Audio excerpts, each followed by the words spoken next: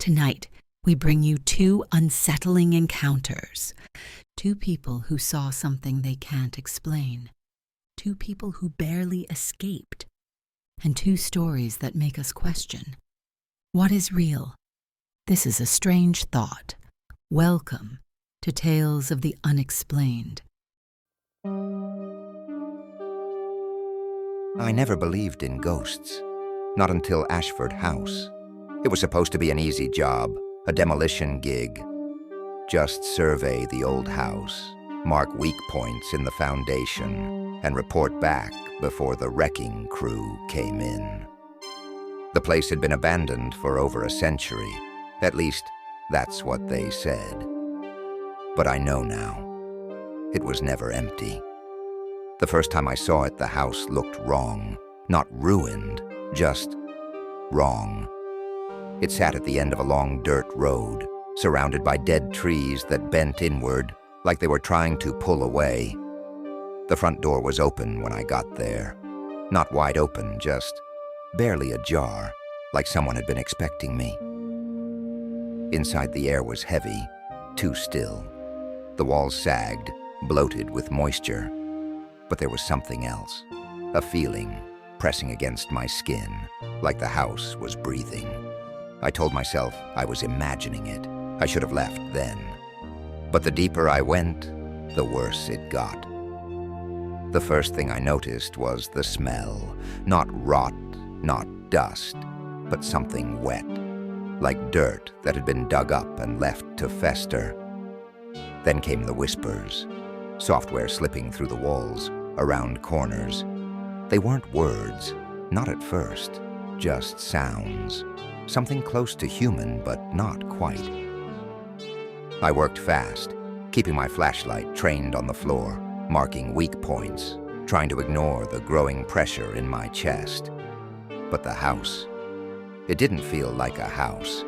It felt like a mouth, a thing that had been waiting, watching. And then, just as I was about to leave, I saw the staircase. The survey didn't mention a second floor. No blueprints showed one. But there it was, rising into the dark, the steps worn from use. And in the silence of that house, I heard it, a single footstep. Upstairs. Then another, slow, deliberate. And then a voice, low, crawling across the walls. "You've been here before." I turned and ran.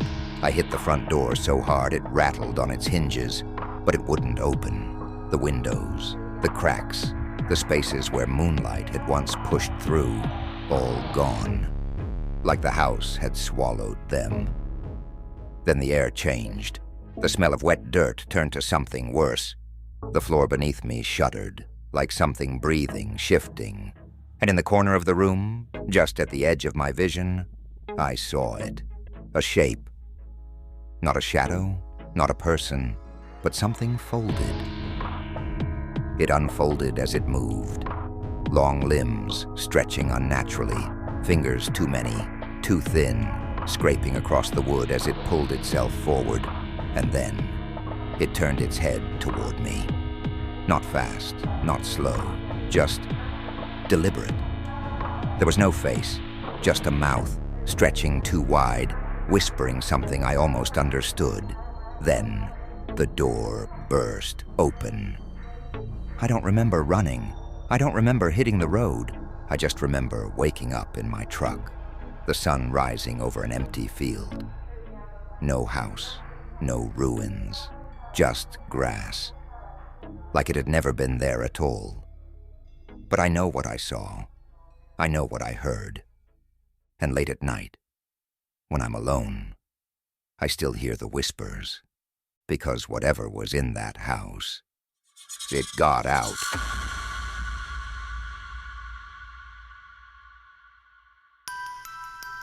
It started small, barely noticeable, a blink out of sync, a tilt of the head I don't remember making.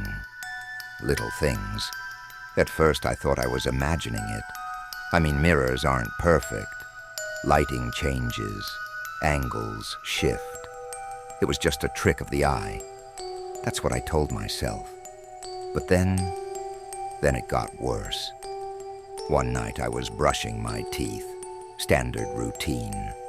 I leaned forward to spit, wiped my mouth, looked up, and my reflection was still leaning forward, just for a second. Not long, not obvious, but I felt it. A lag, a hesitation that wasn't mine. I laughed it off. It was late. I was tired. I went to bed. But the next morning, it happened again. This time, I was shaving. I lifted my razor, turned my head slightly, and my reflection didn't. Just for a second, a fraction of a moment. But this time I knew. It wasn't a trick of the light. It was watching me. That was the first morning I left the house without looking in the mirror. The first of many. For weeks I avoided them. In the bathroom, in store windows, even the reflection in my phone's screen. I got used to it. I even convinced myself it had been stress. Just stress. Then one night I forgot. I was coming back from a late shift. The hallway was dark, my apartment silent. I dropped my keys on the counter, went to the bathroom, and I looked. It was standing there. Not me. Not a reflection. It was standing inside the mirror, still, waiting. And then it smiled. I didn't, but it did. I don't remember screaming. I don't remember running. But when I woke up, my apartment door was locked from the inside. And the bathroom mirror was gone. Not broken, gone. Just an empty frame where it used to be. I moved the next day. I don't own mirrors anymore. I cover windows when it's dark. I turn off my phone before I get undressed, before I sleep. But sometimes, just sometimes, I catch glimpses of it. Not in glass, not in reflections, just in the edges of my vision, a shape, a figure, watching, waiting, getting closer. Because here's the thing, mirrors don't need reflections. They just need something on the other side. And I think I left it a way out. Ghost stories have existed for centuries. They're whispered in the dark, written in old diaries, passed down as warnings. But what if they aren't just stories? What if the things we call supernatural aren't spirits of the dead at all? What if the real horror isn't that ghosts exist, but that reality itself isn't what we think it is? A house that disappears, a reflection that isn't yours. Maybe these aren't hauntings. Maybe they're glitches, evidence that the world isn't solid, that time isn't fixed, that there's something just beyond the veil, watching, waiting. Maybe ghosts aren't the past reaching for us. Maybe they're the present breaking down. A strange thought, isn't it? But maybe you have a story too. Have you ever seen something you couldn't explain? Felt a presence when no one was there?